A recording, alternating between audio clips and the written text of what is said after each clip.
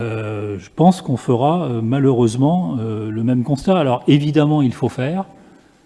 Évidemment, il faut faire sur le bâti, sur les déplacements, sur Madame Bessard va y venir, mais on retrouvera le même cœur de problème si il n'y a pas une autre orientation qui se met en œuvre dans les années qui viennent sur ces plans économiques et sociaux.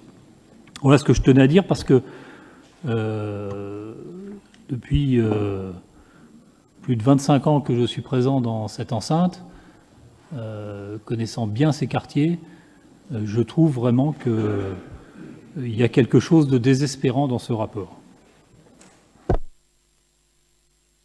Madame Bessard.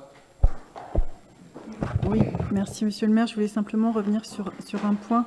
Dans le cadre de l'élaboration du nouveau programme, la nécessité de coupler les dimensions urbaines et sociales est une évidence, et le protocole de préfiguration ne dit d'ailleurs pas autre chose.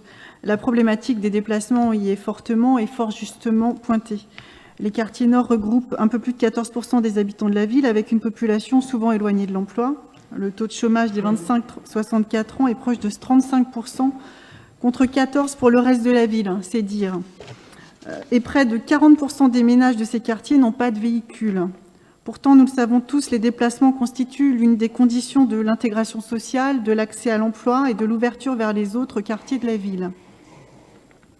Favoriser et développer les transports urbains collectifs est, selon nous, un prérequis à l'efficacité du programme qui sera élaboré. C'est pourquoi le projet de restructuration du réseau Agglobus qui s'amorce est une occasion à ne pas rater, Monsieur le maire, président de la communauté d'agglomération.